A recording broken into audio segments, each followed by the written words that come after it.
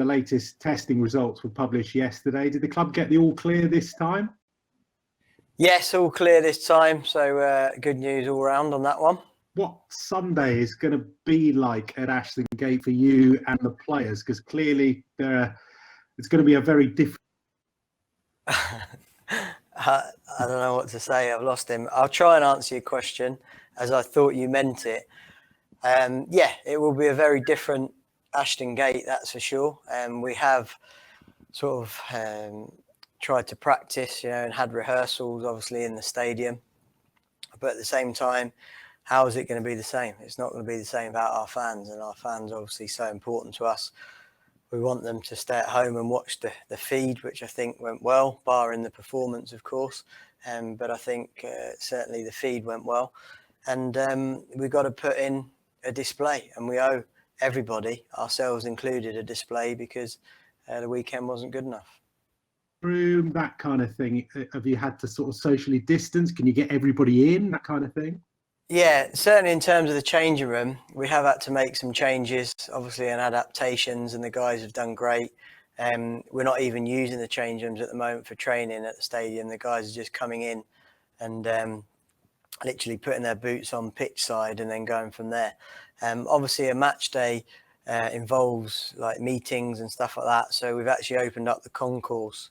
Therefore, we can socially distance and have a big screen and watch the sort of pre-match tactical reminders, as we call it, really, at that point there. So, yeah, it's a little bit different. And I think Corey articulated it really well from a player's point of view in his press conference yesterday. But at the same time, look, we've got to adapt. When you get out on the pitch and you cross the white line, football's the same. It's the same balls, the same size area, and obviously the same surface. So, like I say, we didn't adapt well enough. Obviously, everybody's going to come out of this COVID differently, and the players are no different. Some look rusty and look like they needed a couple of games, and obviously that will give others opportunities to play in the next one. So will your halftime team talk be done in the concourse then, rather than in the dressing room? Yeah, I think that obviously I've got that decision to make because 11 is okay to be in the dressing room. Then we've got a breakout area, which is like field of AstroTurf. So we could effectively remove the subs or leave the subs warming up on the side. But at the same time, with 5 substitutes, you want to make sure everybody understands. So we'll be prepped for both and make sure that both options will be available to us. Are there any other sort of changes you have to make? Normally the players would eat at the ground, that kind of thing. Have they got to be responsible for all that sort of thing themselves now? Yeah, there's none of that. And said to the players the other day, there's no hunger in paradise. And at the moment, all football clubs, they get everything done for them, and the responsibility has shifted slightly. In fact, the players have got to be even more professional, and they are very professional, but whether that be your stud length going into the game because we had too many slips in the Blackburn game, or whether that be your nutrition leading into the game, obviously that has to be looked after by the individual. And it's something that we really have had a sort of bit of a home truths type discussion on all those little various areas of professionalism. I know you're meticulous in your planning. Was there any one thing which last weekend, in terms of it being different, anything last weekend sort of taught you, went, oh, wow, yeah, that's something we need to think about? To be honest, no. I think our preparation was absolutely perfect. I think the only thing I would question, probably from my staff and my team's performance, was that sort of arousal level almost too high. Do you know what I mean? Like our warm-up was on point, was aggressive, was loud.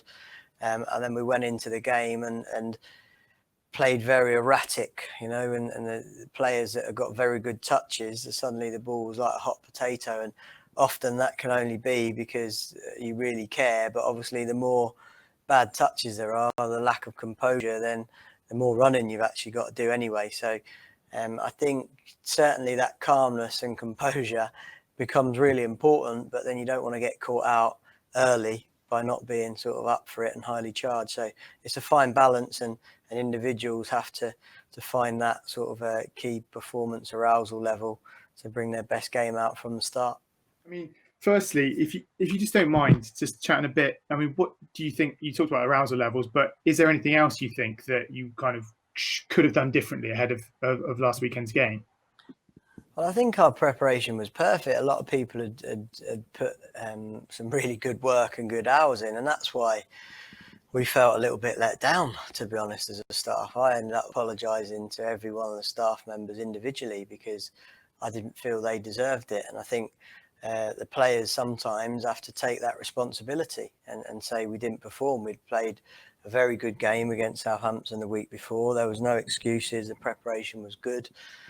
And on the day, there was just far too many individual errors. And it's hard to take, but I suppose a little bit understandable given the fact it was the first game back, and important that we get that one out of the way. If it was rust, and obviously time will tell, it's really important, like I say, that we move that one now into the past, and the future becomes the 8 cup finals that we've got to try and put ourselves in a position to get promotion. And there's no hiding from that. Of course, we've got to do more than we did in that game to be able to achieve that.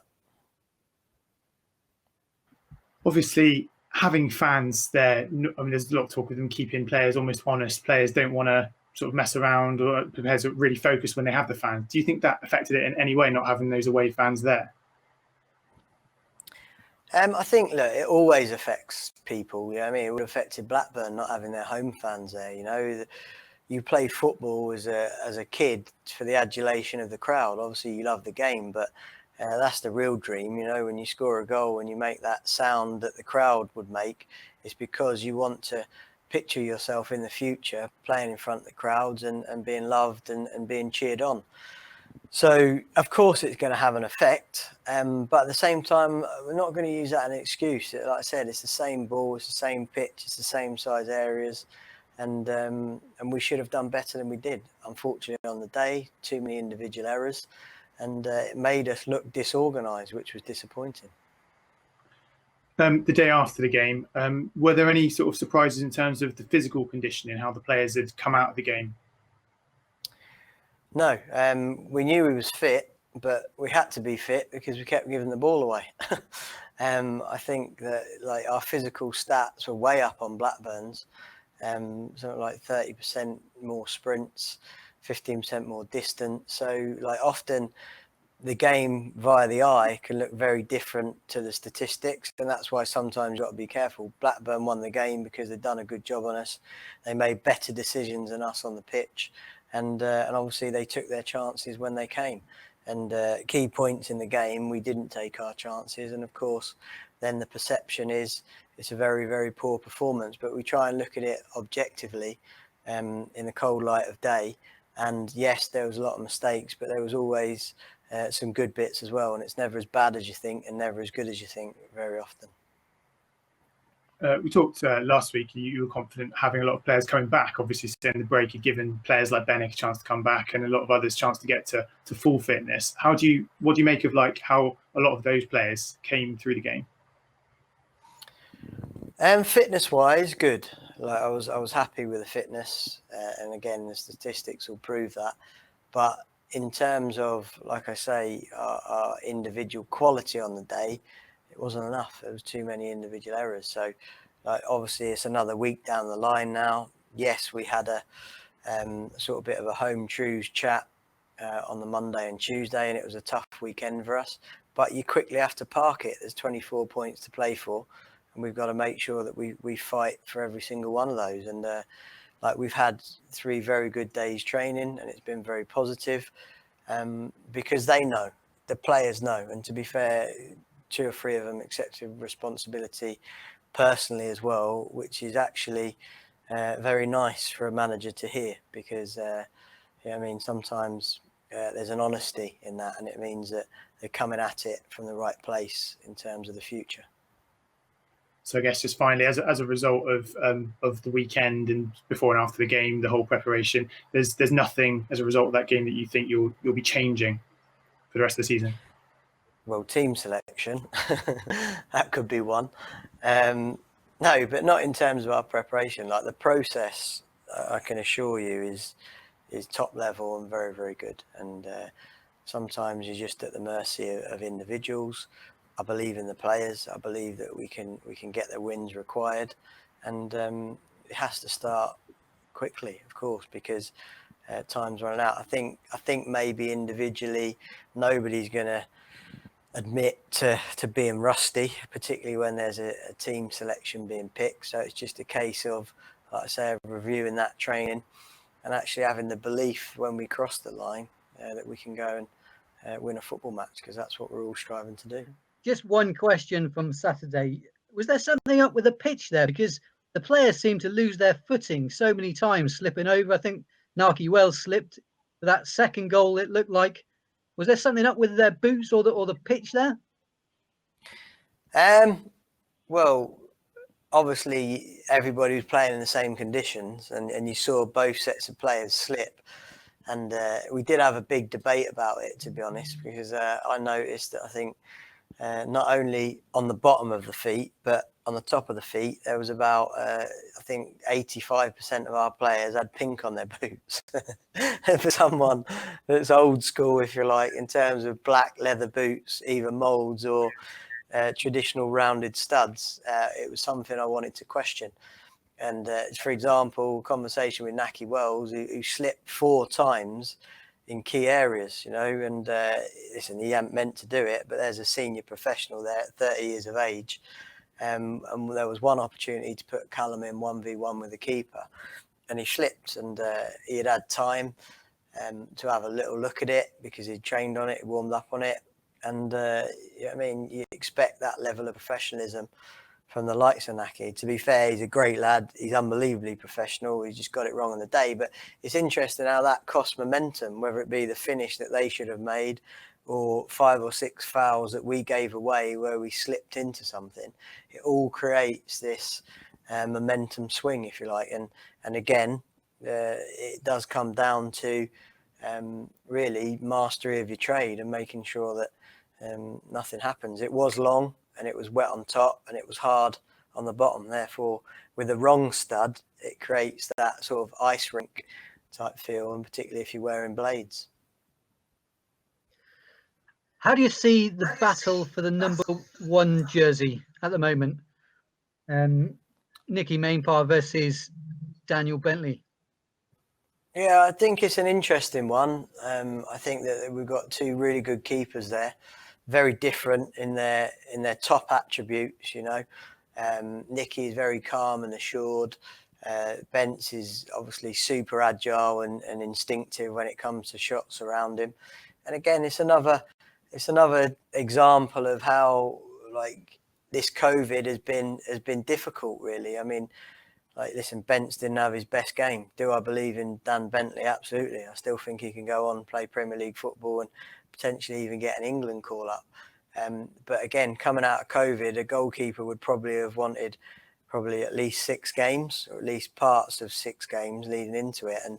And our 2, all keepers really from all clubs, not just our 2, have been able to go into it with probably 1 1/4 in total. So it's just the way it is. We can't groan. There's no excuses, and we have to go again. Just on the squad for Sunday, how's it looking with in particular Adam Narge? I think you hinted that he wasn't available last weekend. Could he play this weekend? Yeah, he's available, and obviously you've got Pedro Pereira is really the only doubt. Picked up a thigh strain, so he got withdrawn at half time. And yeah, he's the doubt. Apart from that, like, it's good. Naki Wells is fit. Again, Benik Afobe fit. Good to get a few minutes into Naki because obviously he hadn't trained for 12 days going into that game. Fam picked up a bit of a knock, but should be absolutely fine. And yeah, like, again, there's no excuses. We should have a strong starting 11 and a strong bench, and it's up to the players to cross the white line and produce. Just finally, do you see this as a must-win game in terms of making the top 6 and Bristol City only winning one of their last 8 games in the league? Do you see this as they must pick up a victory here realistically to finish in the top 6? I think we want the victory. You know, you've got to do everything you can. this league's so crazy that any team could easily go on a 6-game winning run, if you like, which would probably be enough. And the opposition's is so strange at the moment because there's various contractual situations. So that we'll do everything we can to go and win the game. I suppose we'll probably know more depending on results on the Saturday, because our game's on the Sunday, exactly how important it is. But to be honest, Gregor, they always feel like must-win games, whether that's the first game of the season or the last game of the season.